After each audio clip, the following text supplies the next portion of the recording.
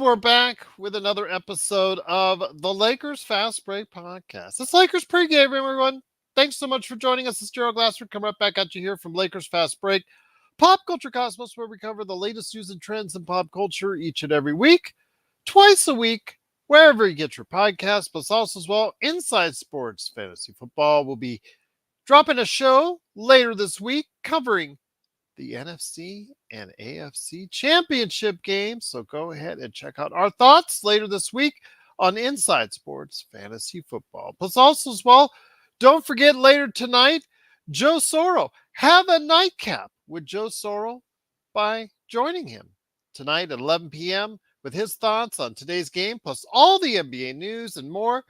In fact, I'm sure he'll be touching on the Baseball Hall of Fame selections and his thoughts on that and more as you have a nightcap with Joe Soro tonight at 11 p.m. Plus also as well, of course, he is Ox1947 at LakersBall.com and Simblades, the company he owns. Support that. Simblades with a Y.com. Our good friends Jamie Sweet and Laker Tom are looking forward to hearing the Lakerholics come on the show. Once again, you saw Jamie Sweet the other day. Go ahead and check out what they're doing today at Lakerholics.com. Plus our good friends starts with Daniel Barry Sports Highlights right there. Please support him. Subscribe today. Plus also as well, the now over 1,000 subscribers in Empire Jeff TV. Go ahead and check him out. Also as well, Lakers in 5, the John McCalian channel, and of course, Lakers Corner. Our good friend John Costa with his channel, Lakers Corner, plus also as well, Clutch Talk. And if you can, speaking of supporting great channels, what's up, cool bro? Please go ahead, like and subscribe to get the latest notifications on when we go live on the air with the latest Lakers Fast Break podcast. Well, tonight it is the Lakers and the Clippers from the crypt. Lakers are technically the road team this time around, so we'll see what happens as the Lakers head back into the friendly, well, right now supposedly not so friendly confines of the crypt, although when it comes to Lakers and Clippers and the Lakers are technically the road team, actually more Lakers fans show up than Clippers fans usually at the crypt. So we'll see if it's a Lakers home game or not as they go ahead on the road technically to face off against the Clippers tonight. Yes, as we reported yesterday, there will be no LeBron James in the lineup tonight as he is tending to some soreness in the ankles. So he said he is day-to-day moving forward, according to Darvin Ham. So that's not exactly the news I know that you want to hear. So we'll see what happens with his ankle as it goes forward. But it is the Lakers Fast Break. Truly appreciate you joining us. We will be here. We're not like LeBron. We're actually still out going and performing for you each and every game. And we will start tonight again with you on Playback. Playback.tv/Lakers Fast Break. It is a simulcast as well. We'll be monitoring all the channels, whether it's on YouTube, Facebook, what have you, and of course our Playback channel directly live from there. So go ahead and catch the chat while you watch the game with us here at the Lakers Fast Break. Coolbro says, I got Craven's Last Hunt. Have you heard of it, Gerald? Yes, I have. In fact, they're basing and adapting some of that to the Craven movie, which will be coming out, I believe, still scheduled for this year, if I'm not mistaken. I'm not sure I'm actually digging that, but I always liked Craven the Hunter as a Spider-Man villain. Not huge on Spider-Man, as I mentioned to you, cool bro, but, I do know my fair share of Spider-Man stuff and lore and whatnot. So we'll see what happens with Craven's Last Hunt as far as when it gets translated into a movie. We'll see what happens there. But yes, they've already made look up on YouTube, Craven movie trailer. There's already a trailer out. Aaron Taylor Johnson is Craven the Hunter. They've already made a trailer for it. So it is expected to arrive this year unless it gets pushed back for some reason. But yes, there already is a trailer out for the Craven movie. Is Spider-Man going to be in it? Usually not, I will say, cool bro, because Tom, he is a hard man to get a hold of as far as putting him in other people's Spider-Man related projects, unless he gets a lot of dollar, if you know what I mean. But once again, it is the Lakers Fast Break. It is Gerald Glassford. Thanks so much for watching and listening. They do play the Clippers tonight. A big news day for the NBA. And I think we'll touch off with the somewhat surprising announcement by the Milwaukee Bucks that they have terminated first-year head coach Adrian Griffin for a team that is 30-13, second place in the Eastern Conference, second place overall in the NBA as far as record is concerned, because of the fact that they are one of the worst defensive teams that are out there. And it just is it kind of funny to you Lakers fans out there? You can let me know, and hopefully I can get Laker Nick, or I'm hoping also as well I put the feelers out to Joe, Jamie, Henry with Courtside Lakers. If you're watching on Instagram right now, big props to you. I truly appreciate it. And also as well, of course, Magic Man Sean Grice. Yeah, that's what I was going to ask you about, Jarvis. When Milwaukee, mid-market team, is so concerned about the way it's being run for a team that's actually doing well statistically in the standings in regards to their first year head coach, who they have an extended contract for. It's not like he has a 1-year contract. He does have, he did have a contract that, they have to honor, they have to pay on. Yet they were willing to choke on that because they were so dissatisfied with his defense and the way he was running the team, even with a 30-13 record, decided to cut their losses, per se. Doc Rivers is heavily rumored to be the first person that they're calling and contacting. So he most likely, or at this point, may very well likely be that next head coach of the Milwaukee Bucks. I don't know if that's good or bad. I'll just say 3-1 and we'll go from there. But when it comes to the Lakers out there, everyone, does it bother you that while the Milwaukee Bucks, a mid-market team, seemingly gets tired of an individual that is not meeting up to their end of the bargain as far as coaching is concerned, does it bother you that the Lakers are still holding on to Darvin Ham? I bet it does.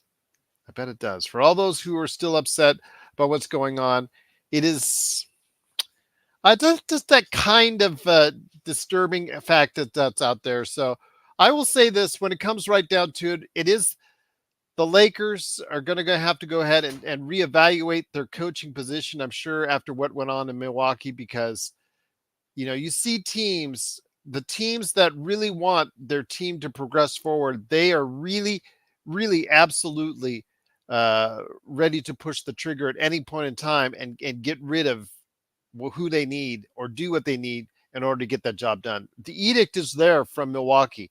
Obviously, the edict is not there from Los Angeles. And exactly, Jarvis, they gave him a 4-year contract. They're choking on a 4-year contract.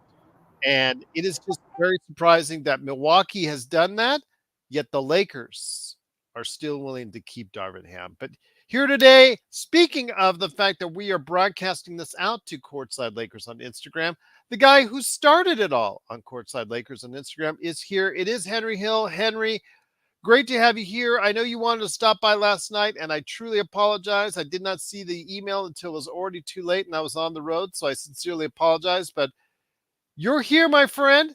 Go ahead, fire away. What you got for us right here at the Lakers Festival? Yeah, thank you, Gerald. Can you guys hear me? Sorry, I'm on my phone. I'm driving back home. Crystal clear, and not even with the earbud, the wired earbud that so many people do all the time. Yeah, no, I wanted to join yesterday, ask the guys a few questions, but man, what in the world happened today in the NBA, huh? Exactly. Nothing like a quiet day, huh? Yeah. I mean, I love the drama though, and I was going to ask, Gerald, is it surprising to you that it's happening before the deadline, all this movement this year? Do you think it has anything to do with the CBA?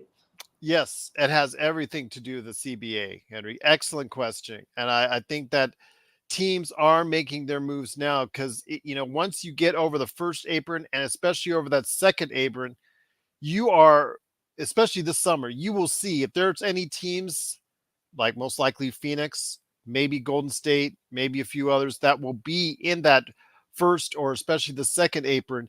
You will see their actions and ability to move players, to make trades, to make a future for themselves very much harder by the fact they're in that position. So teams are scrambling now to finalize their teams, including from a coaching aspect if you're Milwaukee, before they get into those really steep prices coming up here start when that really starts to kick in, because it's already kicked in a little bit as far as the CBA, but it fully kicks in after the season, Henry.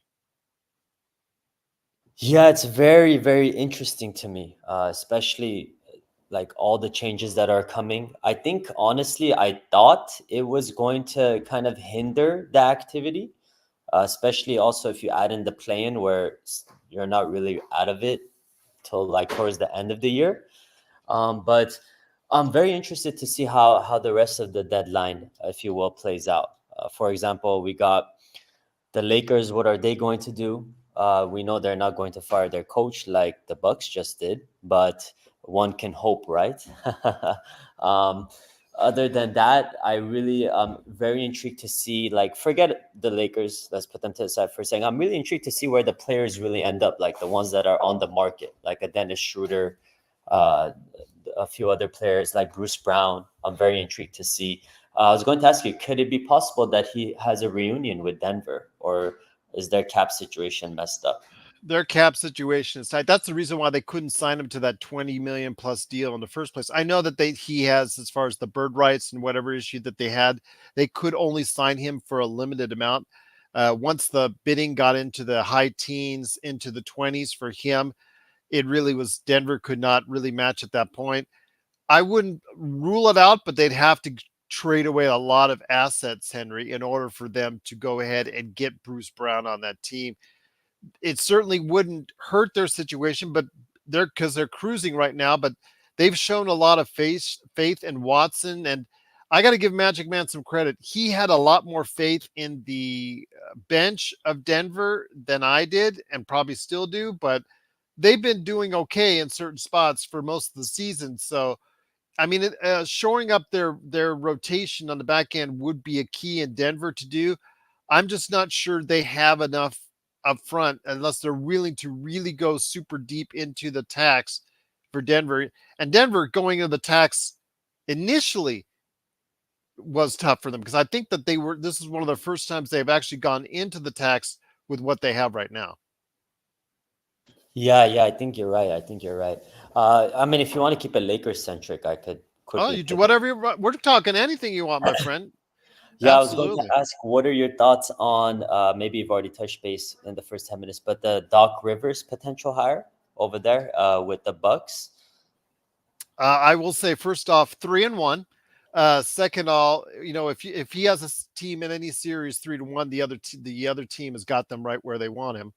But seriously, he is a championship winning coach. He is been beloved by a lot of players out there. I'm not sure it fixes all the ills, but he is the biggest name coach that's out there as far as that might be able to help them more on the defensive end. I'm not sure if that's enough, Henry, but it is going to be a step in the right direction, because Griffin, you could tell the fans in Milwaukee were just as frustrated with Griffin as we were the Ham. But this is very similar to a David Blatt situation, where David Blatt had, they were leading the Eastern Conference at the time of his departure. This team is 30-13, second best record in the league.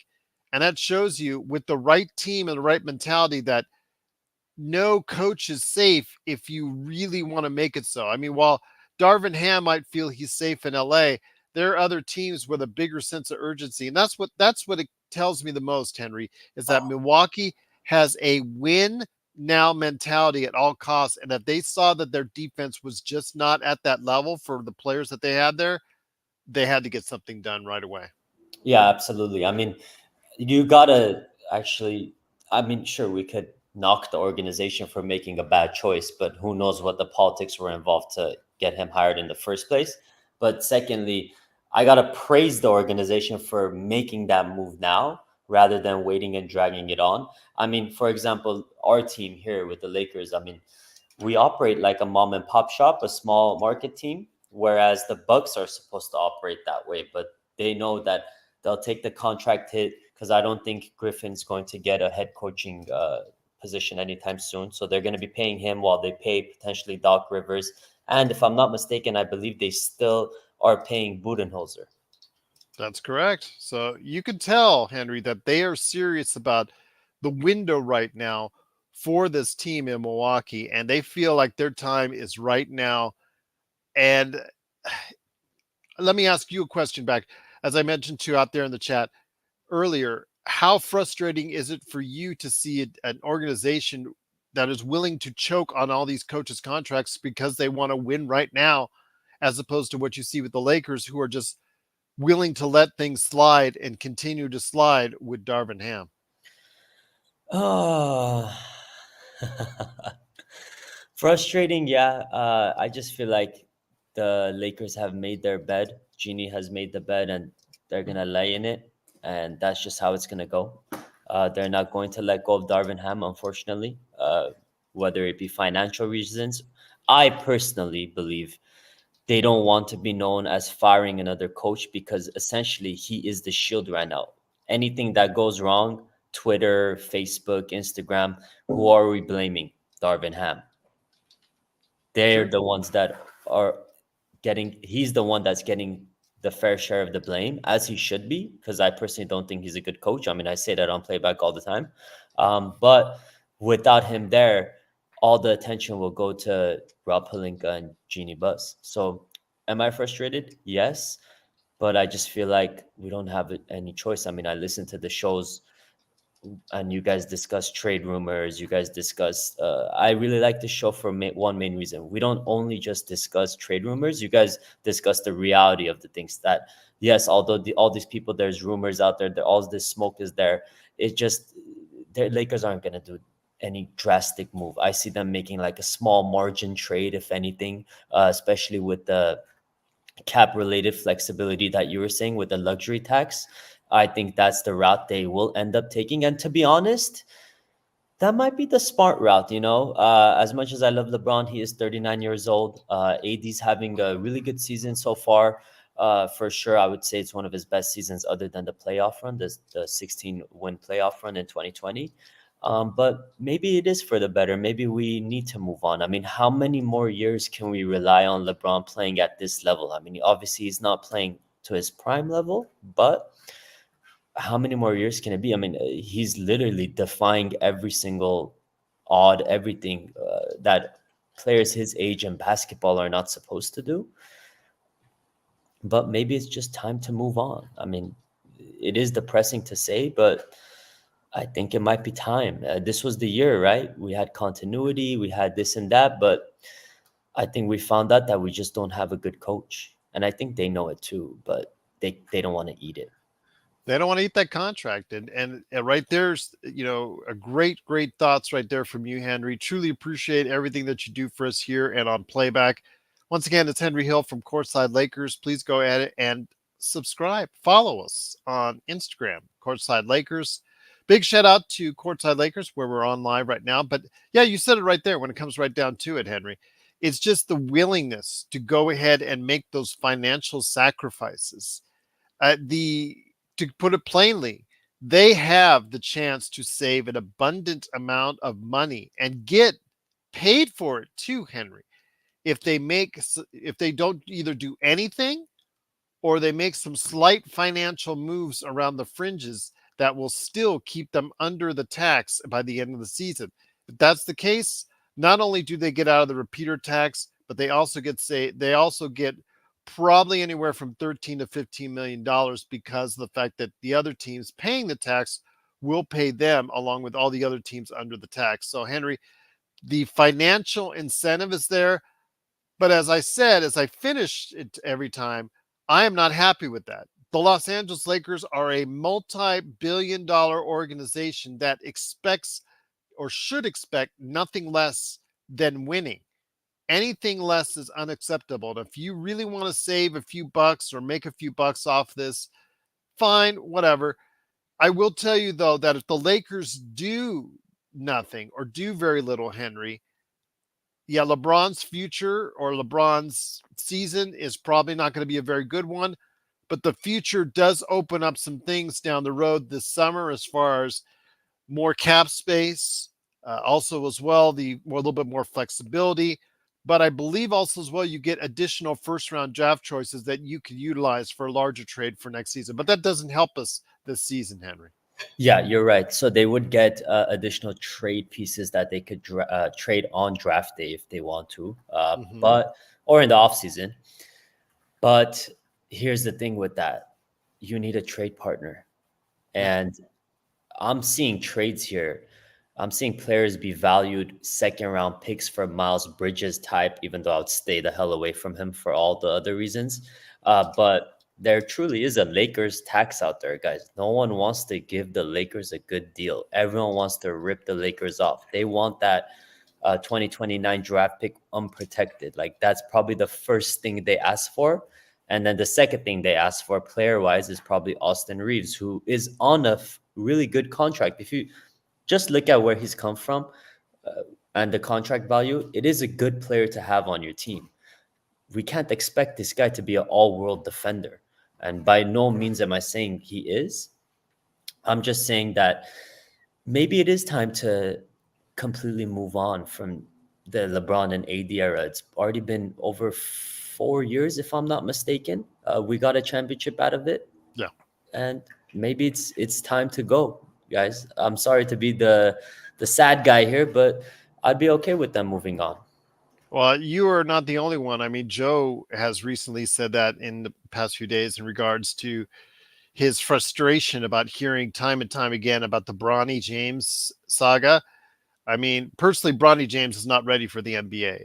I mean, when you've only had one double-digit game in college, and people already expect you to be, like a draft choice somewhere, or at least, playing the NBA next season, I think you're just kidding yourself.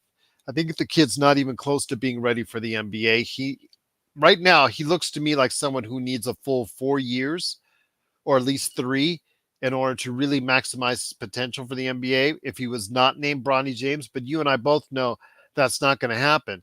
Most likely he's going to get there ASAP, whether or not this year or next year. But when it comes right down to it, LeBron James also has to make some fiscal choices. And if he doesn't see what's going down here that he likes, there's a possibility he could leave as well, Henry.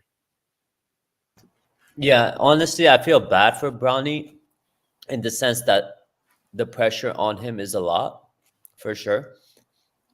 It just comes with the name and being LeBron's son.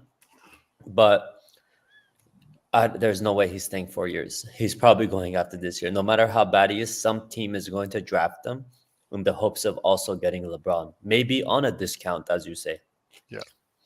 I know that Isabel, great to have you here, Isabel. Always thankful that you are, and everybody else that's out there at the Lakers Fast Break community. Truly appreciate everybody on Facebook, Felix and Raw. Cannot thank you enough for liking our video as well.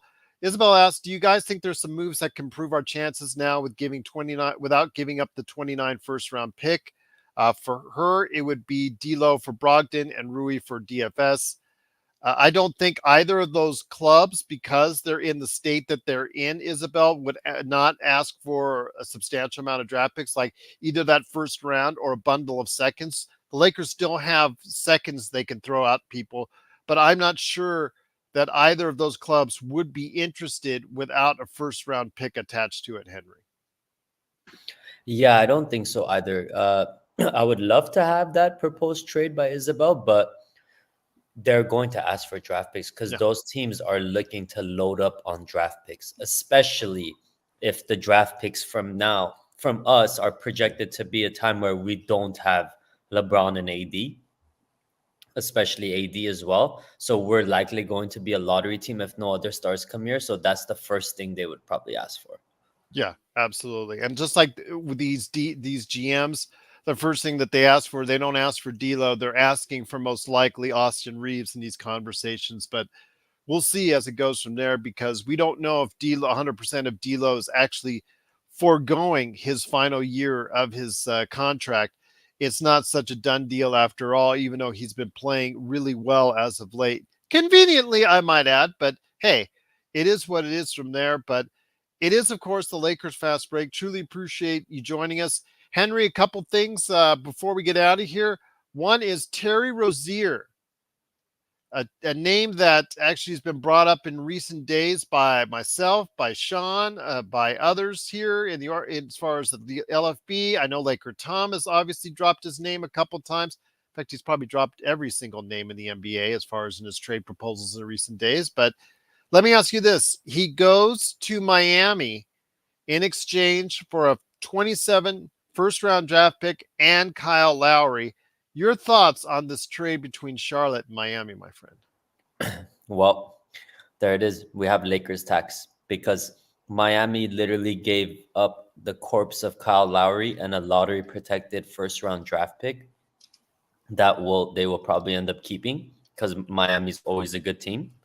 But I do love the trade for Miami. I think he's a good fit there. I think he's going to be under a really good coach that will get the most out of him. And I think he fits in really well. I mean, he just looks like that type of player that would fit in well with like a Jimmy Butler, Bam Adebayo type.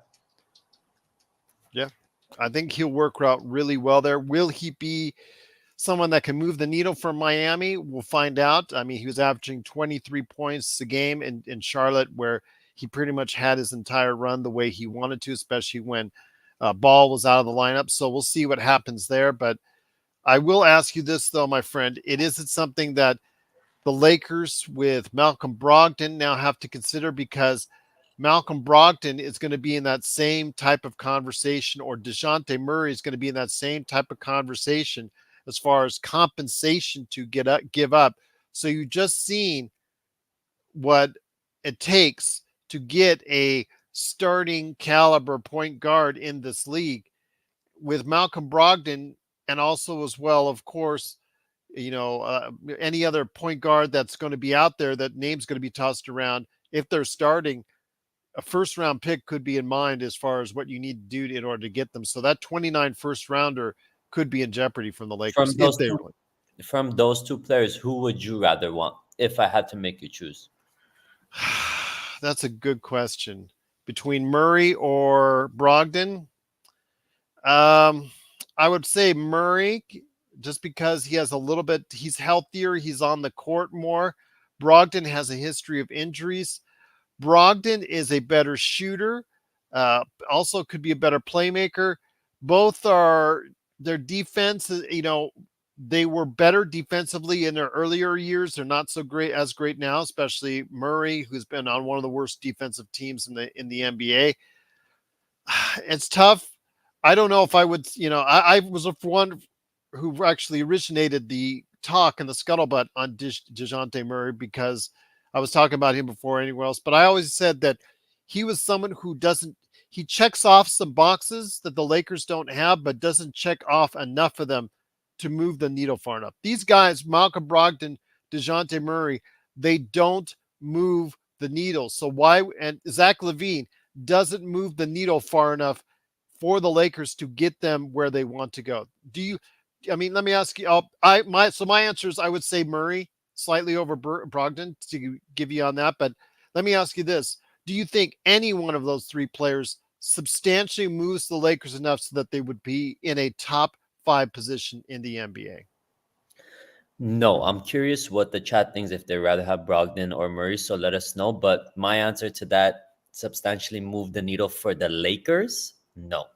The reason why I say that is you're likely going to have to give up some sort of rotational pieces that are currently playing for the team to match salaries. So the return is not going to be higher or as high as it needs to be to, one, replace the rotational pieces, and two, Lord knows how he's going to fit in Darvin Ham's system, because we have Rui, for example, that sits in corners when he gets a starting opportunity. So short answer, no.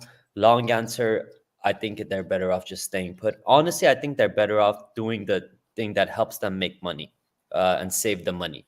Whatever. I'm in agree. You know what? I know that's not what I want to really say, but in my heart, if you and I are running the team, Henry, if you and I are in the boardroom and you're putting the gun to my head, or the proverbial gun to my head, and asking what's the call, I'm going to say, let's save the money. Let's get under the repeater tax. Let's see what we can build for assets. Let's get those extra 2 first-round picks, which I believe we get extra 2 first-round picks. So I believe we can float as many as 3 starting in the summer, if I'm not mistaken, first-round draft picks. Then we'll be under the cap. we'll have 50, Jeannie will be happy with an extra 14 million in her pocket, and we won't have to worry about avoiding, we won't have to be worrying about a tax or repeater tax for at least Yep. another season or two. Exactly. Also, I do want to add one thing. I'm seeing the chat saying like some people are saying I think we get Murray. Or one thing I do want to note, guys.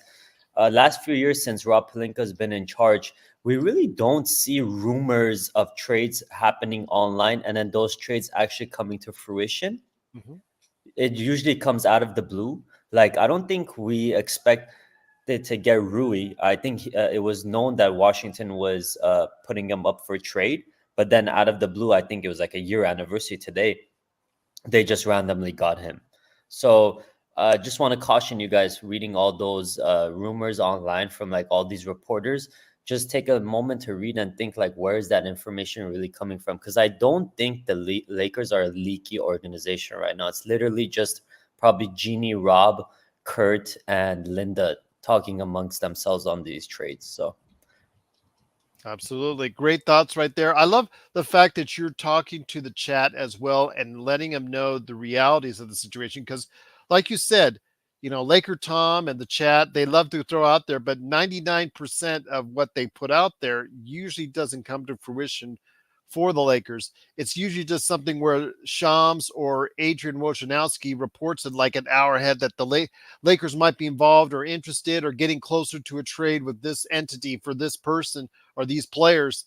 And then you usually see it like materialize about half an hour to an hour later, something like that. yeah, I agree. I agree. Yeah, usually that's the route that it goes down with.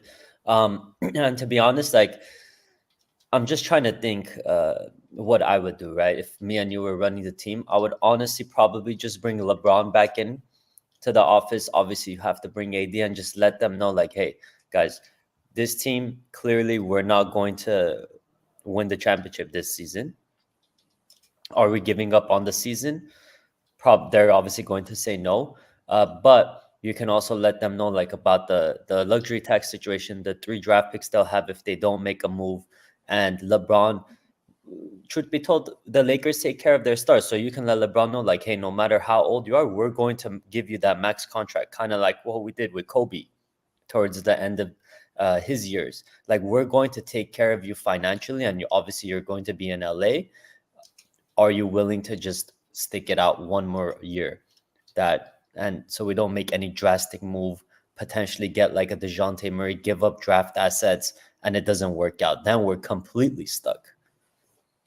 Like Alan says, none of this may matter if we make major changes, we make minor changes or not. Going forward with Ham is still the coach. Let me ask you this. If the season does not go where we want it to go, regardless of the fact that we make changes or not, Henry, do you think that Ham will remain the coach heading into next season? Do I answer this with what I think is going to happen, or do I answer this from what I want to Well, I think you've been very clear with what you want as far as that's concerned. happen? Yeah, no, I think he's going to be the coach, guys. That's just the real. I'm a realist. That's the realistic approach. Um, he is going to be the coach. He just got an extension, literally. But I think one thing we have found out from the Lakers and the Bucks, when it's a championship contending or championship aspiring team, do not hire a rookie head coach.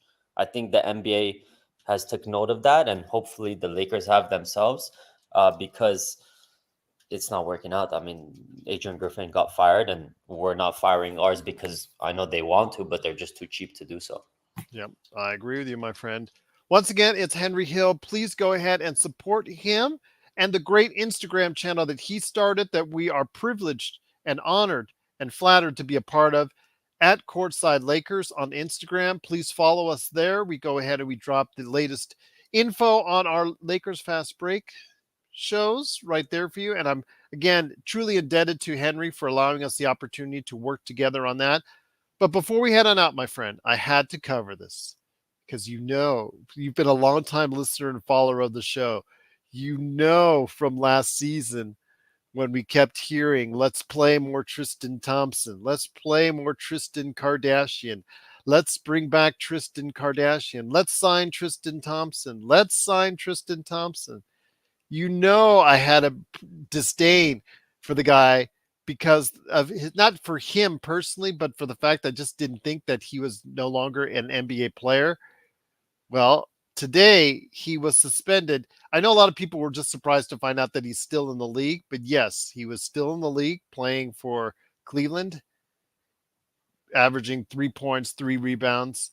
He got busted today for, I believe, two different human growth hormones, or at least one that masks human growth hormones. And he has been suspended for 25 games. Your thoughts on Tristan Kardashian, aka Thompson, being suspended for 25 games? It's I'm taking some delight in this, and I'm just going to say that personally. I know you are, and I'm glad I made it home to answer this on camera. That brother Tristan Kardashian Thompson can never stop cheating, whether it's in a relationship, on the basketball court. He's taking human growth hormones and he's averaging 3.1 points a game. Three. He just needs to call it quits, man. And I personally, I knew he was in the league because I follow the league religiously, but man, that's not a good look. It's just time for him to go. He may honestly, like real talk, real question. Would that affect him going back on TV? You think? You think it'll be like he'll have a tainted reputation? Would they allow him back on ESPN? Uh, I mean, Alex Rodriguez has shown up on from time to time. In fact, he was what? How long was he on Fox for? True. That is Yeah. true. So if they find him entertaining enough, they'll put anyone on TV. Oh my gosh, they pay how many millions of dollars to McAfee and Windhorse and all those guys that are just not really giving you as much as far as what you need to get out of an experience. So I think if you do find him entertaining enough, or they do finding it entertaining enough, then he will find a place after his career's over, which I think is going to be his final season. I think this is the It's last over. straw. No, it's Uh, over. Yeah. yeah, I think for the NBA, maybe he'll find Europe or something like that. I don't know. He can go on an overseas Kardashian show or something like that. But yeah, I think it's over for now for Tristan Thompson. I think he would make more money staying on the Kardashian show, cheating every 6 months and getting headlines and people check into the show for the ratings to go up than going overseas and playing in like a Turkey league or some Eurobasket league. I agree. I agree, my friend. Actually, you know what show I think he should go on?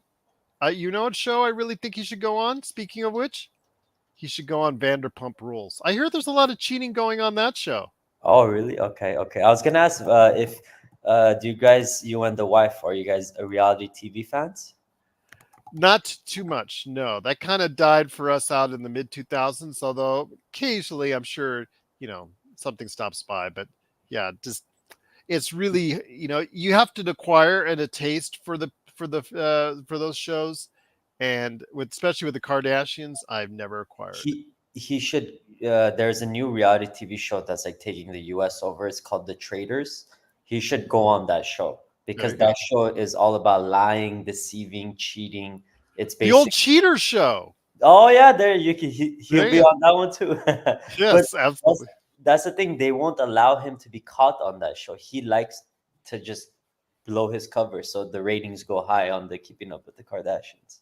Fair enough. Fair enough. But thank you so uh, much for your time today. I appreciate it. Oh man, it's great to have you here. I'm so thankful that you got a chance to stop by. It is Henry Hill. Truly appreciate you joining us. We still got a few minutes left before playback. So before we go on the air with playback, and I'll get everybody switched over there. In fact, I'm going to go on the simulcast and bring it out to all of our different areas for the simulcast. Your thoughts on tonight's game? Obviously, no LeBron, which is kind of bummer. Darvin Ham is said he's now a day-to-day moving forward, even though you and I already knew that LeBron was day to day in the first place, even without the supposed ankle soreness. Yeah. We don't have him in the lineup.